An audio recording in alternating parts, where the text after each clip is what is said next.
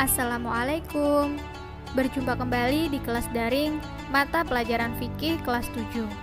Pada video kali ini kita akan sama-sama belajar materi bab 1 tentang alat-alat bersuci. Nah, sebelum kita memasuki materi pelajaran, marilah kita sama-sama berdoa agar ilmu yang kita pelajari ini menjadi berkah dan bermanfaat. Bismillahirrahmanirrahim. Tujuan pembelajaran kali ini yang pertama, siswa dapat menjelaskan pengertian bersuci. Yang kedua, siswa dapat menjelaskan perbedaan bersuci dan membersihkan diri. Dan yang ketiga, siswa dapat memahami dasar hukum bersuci. Agama Islam sangat memperhatikan aspek kebersihan dalam kehidupan. Hal ini dapat dilihat melalui syarat sah untuk melaksanakan suatu ibadah, yaitu dengan bersuci. Bersuci dari najis dan hadas merupakan perintah Allah Subhanahu wa Ta'ala yang harus kita laksanakan. Dalam melaksanakan ibadah sholat, tentunya apa yang kita gunakan haruslah bersih atau suci, mulai dari suci badan, suci tempat, dan suci pakaian. Nah, pada bab ini, segala macam hal yang berkaitan dengan kebersihan dan bersuci akan dibahas lebih lanjut. So, simak videonya sampai selesai. Pengertian bersuci. Bersuci dalam bahasa Arab disebut dengan toharoh. Toharoh artinya bersih, kebersihan, atau bersuci.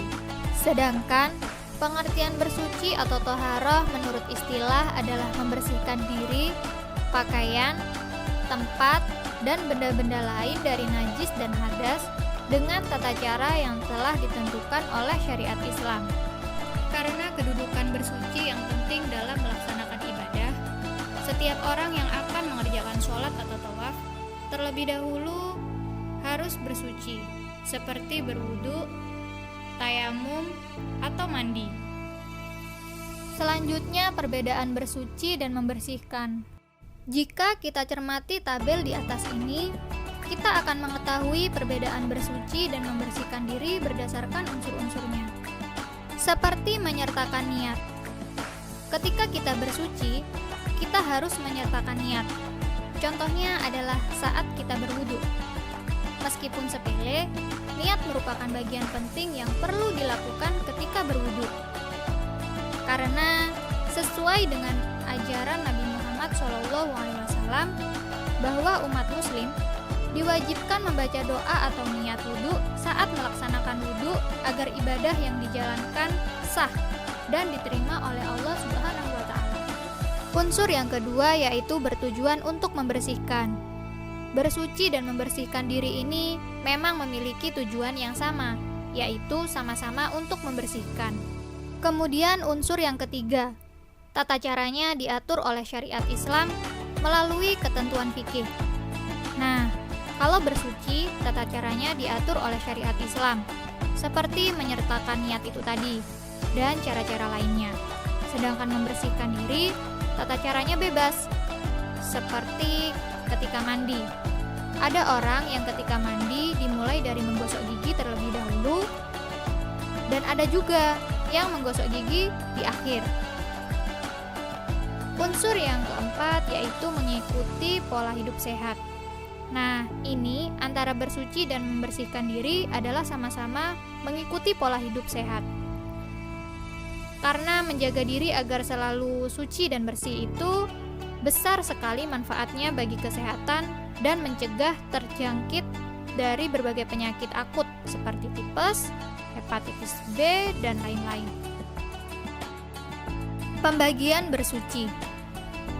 Bersuci atau toharoh dapat dibedakan menjadi dua, yaitu bersuci lahiriah dan bersuci batiniah.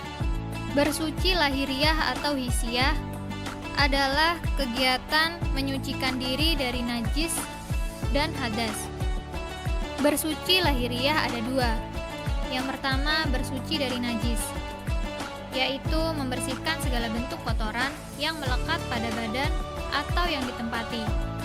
Cara membersihkannya sesuai dengan bentuk dari jenis kotoran yang dihilangkan, seperti dibasuh sampai hilang rasa, bau, dan warnanya. Yang kedua, bersuci dari hadas, yaitu menghilangkan atau membersihkan hadas dengan cara berwudu atau mandi.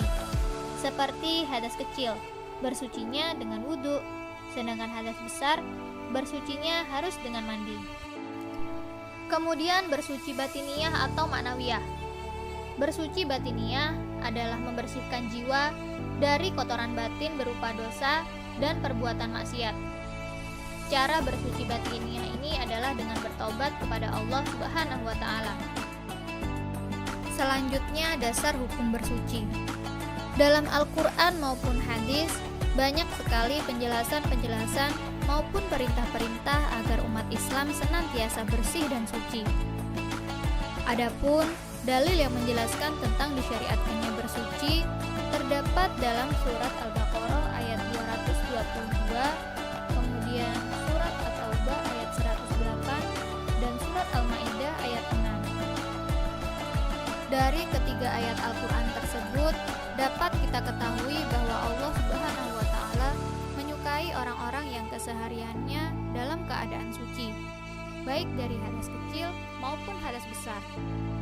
Terlebih pada surat Al-Maidah ayat 6, ayat tersebut memuat 3 masalah toharoh atau bersuci, yaitu wudu, mandi junub, dan tayamum.